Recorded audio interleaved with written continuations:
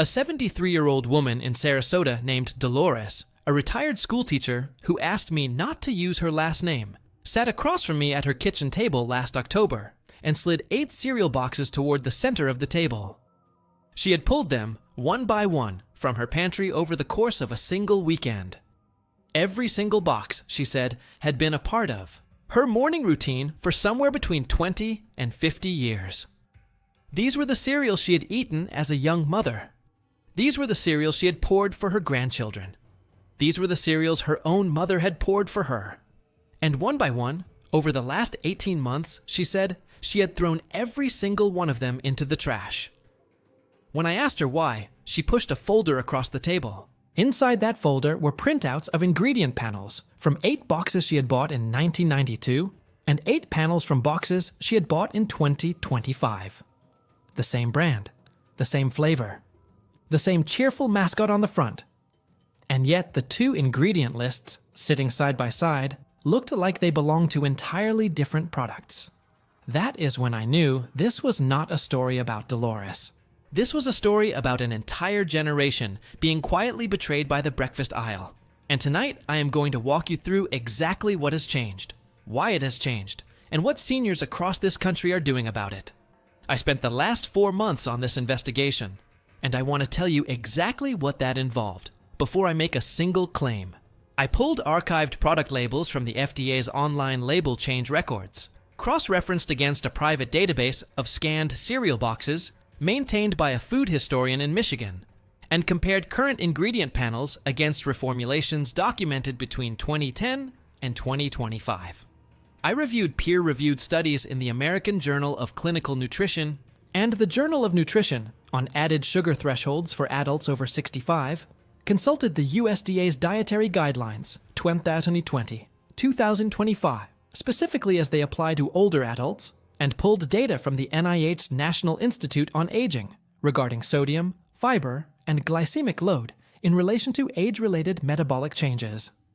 I also reviewed the 2024 Consumer Reports analysis on heavy metals in cereal grains, the findings from the Environmental Working Group's 2024 report on glyphosate residues in oat-based cereals, and multiple studies from the Center for Science in the Public Interest regarding front-of-package health claims. Why this matters right now, in 2026, is that cereal consumption among Americans over 65 has actually increased by roughly 9% over the last decade, even as overall cereal sales have declined in younger demographics. Seniors are more loyal. Seniors stick with the brands they grew up with.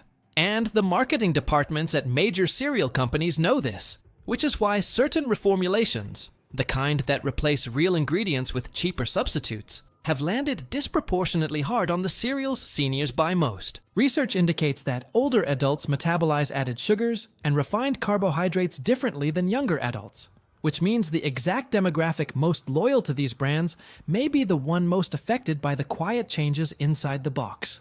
Let me walk you through the 8 categories of cereals that Dolores and thousands of other seniors I have heard from are stepping away from, and why. The first category is the classic cornflake, and not the artisan kind, but the major national brand variety that has sat in American pantries for over a century. Pull a box down right now. Look at the panel. Where once you would find corn, malt flavoring, sugar, and salt, you will now find corn, sugar, malt flavoring, salt, iron, and a vitamin mix that reads like a multivitamin label. That is not necessarily a problem in itself. The problem is what is no longer disclosed. The 2024 EWG report identified glyphosate residues in multiple major corn-based cereals at levels the organization considers concerning.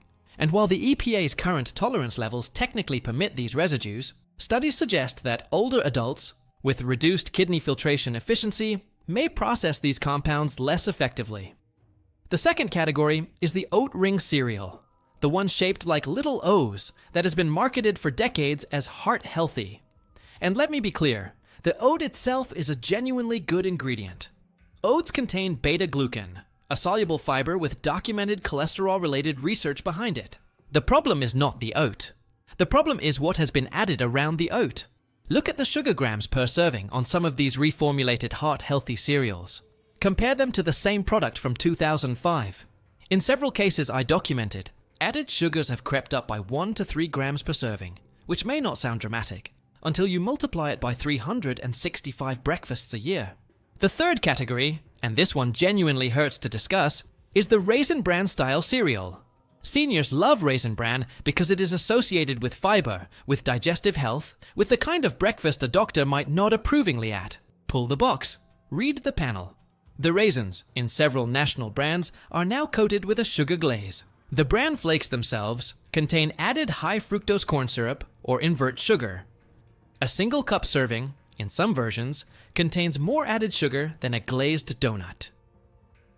The fiber content is still respectable, but the sugar-to-fiber ratio has drifted in the wrong direction. The fourth category is the Frosted Flake cereal marketed to both children and nostalgic adults. I will not belabor this one. It is sugar-coated corn. It has always been sugar-coated corn. The change is that the coating has shifted in many cases from plain sucrose to a blend of sugar, corn syrup, and malt flavoring, which alters the glycemic response. For an adult over 65 managing blood sugar, that shift matters. The fifth category is the bran flake, the plain one, the no raisin one, the cereal that presents itself as the boring responsible choice. Several major national brands of plain bran flake cereal now list sugar as the second ingredient, behind whole wheat or whole grain wheat, but ahead of wheat bran itself. That is a reformulation. That is not the cereal seniors remember. Moving into a more rapid run through the remaining 3 categories. Category 6, the granola-style cereal that markets itself as a wholesome alternative. Many of these, particularly the discount warehouse brands, now contain partially hydrogenated oils, tropical oil blends high in saturated fat, or added honey powder that functions nutritionally as sugar. Category 7, the crispy rice cereal, which in its reformulated versions now contains a vitamin D3 source, iron, and a stabilizer mix that was not in the original product. The rice itself is puffed using high heat extrusion, a process that studies suggest may alter the starch structure in ways that accelerate blood sugar response compared to unprocessed grains. Category 8, the multigrain squares or biscuits marketed as heart-healthy and whole grain. Many contain a surface coating of sugar crystals applied after baking, and the interior is often whole wheat flour blended with enriched wheat flour, meaning the fiber content is not what the whole grain front of box claim implies. I want to slow down here and address something directly. Front of package claims are not lies, technically. They meet the FDA's current definitions, but the definitions themselves are permissive. The phrase made with whole grain means the product contains some whole grain, not that it is predominantly whole grain. The phrase heart-healthy, when used, refers to meeting specific criteria around saturated fat and cholesterol, not around sugar content. You can have a heart-healthy cereal with 15 grams of added sugar per serving, and the label is technically accurate, which is precisely the problem. I want to take you deeper into one of the most overlooked aspects of this investigation, which is the quiet story of how cereal portion sizes have changed on the box without most consumers ever noticing. If you pull down a box of cereal from 1985 and a box of the same cereal from 2025, and you compare the serving size printed on the nutrition facts panel, you will often find that the serving has shrunk. A cereal that used to be sold with a 1-ounce serving may now list 3/4 of an ounce as a serving, or vice versa. And the reason for those shifts is rarely about health. The reason is that the numbers on the nutrition facts panel, the sugar per serving, the sodium per serving, the carbohydrates per serving, all have to stay within certain consumer acceptance thresholds. And when a reformulation adds sugar or adds sodium, the manufacturer can shrink the serving size to make the per serving number look acceptable. This is a well-documented practice in the food industry, and the FDA's 2020 label update took some steps to standardize serving sizes more closely to what consumers actually eat. But the shifts have not been uniform across products, and older cereals have had decades to drift. If you are a senior who has been pouring the same amount of cereal into your bowl every morning for 40 years, and the serving size on the box has shrunk over that time, you are now eating what the box considers 2 servings, and every number on the nutrition panel needs to be doubled in your mental math. Let me slow down and take you into the history of one specific ingredient change that affected almost every major cereal brand during the 1990s and 2000s. That ingredient is BHT, short for butylated hydroxytoluene, a preservative used to extend the shelf life of cereals by preventing the oxidation of fats in whole grain products.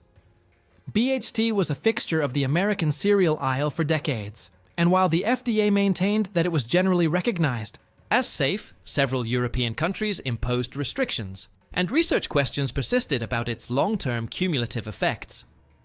Between 2010 and 2020, many major American cereal manufacturers voluntarily removed BHT from their formulations in response to consumer pressure.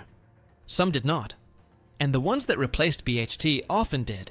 So with alternative preservatives, whose long-term safety profile is still being studied. The point is that the cereal you poured for your children in 1985 likely contained BHT. The cereal you pour for your grandchildren in 2026 may contain a different preservative cocktail, and the cumulative exposure over a lifetime of breakfast is a variable that no one has fully quantified. A deeper look at the glyphosate issue mentioned earlier in this investigation, because it deserves more than a passing note. Glyphosate is the active ingredient in one of the most widely used agricultural herbicides on Earth, and it is applied as a pre-harvest desiccant on certain oat crops to speed drying and facilitate machine harvest. The practice is legal. The EPA has established tolerance levels for glyphosate residues in grains. However, the 2018 and 2024 reports from the Environmental Working Group found measurable glyphosate residues in several popular oat-based cereals at levels the organization considers concerning. The International Agency for Research on Cancer, part of the World Health Organization, classified glyphosate as probably carcinogenic to humans in 2015, though the EPA and several other regulatory bodies have disputed that classification. The scientific debate continues. What is not in dispute is that glyphosate residues can accumulate in oat products, that the cereal most loyal senior consumers have eaten daily for decades often contains those residues, and that the choice of an organic oat product substantially reduces this exposure. Organic certification under USDA standards prohibits the use of glyphosate on the crop, which is one concrete reason seniors concerned about this issue have shifted their mornings. I want to bring in another voice from this investigation, a gentleman named Richard, 81 years old, a retired engineer, from Toledo, who wrote to me after he read my initial reporting. He told me that he had eaten the same brand of oat ring cereal every morning for 43 years, 2 bowls a day, every day. When he compared the 1985 ingredient list to the 2024 ingredient list, he was stunned. The 1985 list had 11 ingredients. The 2024 list had 23. Sugar had moved from the 5th position to the 2nd position. Vitamin E, specifically mixed tocopherols, had been added along with BHT for freshness, then the BHT was removed, then a different preservative was added, then that was removed, and the current formulation contained an entirely different stabilizer system than the one from 1985. The cereal on the box looked identical. The Tawina cereal in the box, chemically, was a different product. Richard switched to old-fashioned rolled oats with cinnamon and dried fruit. He wrote to me 6 months later to say that his blood work numbers, which he tracked carefully as a retired engineer is prone to do, had moved in a direction his doctor described as favorable. I am not making a medical claim. I am relaying what Richard told me his doctor said. But the pattern is one I have heard over and over from seniors who have made the switch. Let me walk you through the hidden category I did not cover in the initial 8. The so-called senior or mature consumer cereals, marketed in recent years with language about bone health, heart health, or digestive regularity. These products often carry premium prices and front-of-box claims that suggest they are specifically formulated for older adults. Some of them are genuinely better. Many are reformulated versions of standard cereals with added calcium carbonate, added fiber in the form of inulin or chicory root, and added vitamins to support the marketing claims. The added calcium carbonate is not inherently bad, but calcium carbonate is a poorly absorbed form of calcium compared to food source calcium from dairy, leafy greens, or sardines. The added inulin can cause significant digestive discomfort in some individuals, particularly those sensitive to fermentable fibers. And the added vitamins are isolated synthetic forms, which the body uses differently than the whole food forms found in traditional breakfasts. If you are buying a cereal specifically marketed for seniors, read the ingredient list as carefully as you would any other product. The premium price is not a guarantee of premium ingredients. Now I want to tell you what seniors like Dolores are switching to, and how you can identify the genuine alternatives in your own grocery store this week. The first shift is toward minimally processed rolled oats, not the instant single-serve packets, which are almost universally loaded with added sugar and flavor powders, but the old-fashioned or steel-cut varieties sold in a plain canister. Cook them with water, add your own fruit, add your own cinnamon, add a spoonful of honey if you want sweetness that you control. The second shift is towards single-ingredient puffed grains. Puffed brown rice, puffed millet, puffed kamut. You pour them in a bowl. You add milk. You add real fruit. That is the entire product. One ingredient. The third shift is toward European-style mueslis, which traditionally contain rolled oats, nuts, seeds, and dried fruit with no added sugar. Read the label carefully because some American-marketed mueslis have been sweetened to suit domestic palates, but the genuine imports are often made to their country of origin recipe standards. The fourth shift is towards cereals where the ingredient panel is short, 5 to 8 items, and where every item is recognizable as food. Whole grain wheat, water, salt, malt barley. That is a real ingredient panel. I want to give you a set of tools to take into the cereal aisle this week. First, flip the box, always. The front is advertising, the back is law.